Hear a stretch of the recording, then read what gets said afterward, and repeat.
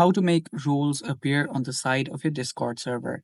Hello guys, this is Atticus and welcome back to another tutorial video. In today's video, I'll teach you guys how you guys can make rules appear on the side here of your Discord server.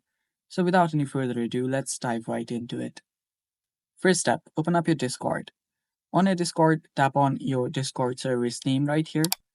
Then you can head over to server setting. Under server setting, you'll find rules under the people section. Tap on that. Here you'll find the rules that you want to assign to different people. So you can simply give them rules and stuff. After you've set the rules up, here you will see options that says show member list. If you tap on that, you'll find, different people's, everyone on the server right here.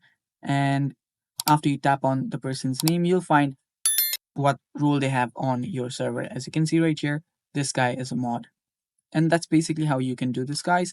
Thanks for watching. Stay tuned for more upcoming tutorial videos. And bye-bye. Take care.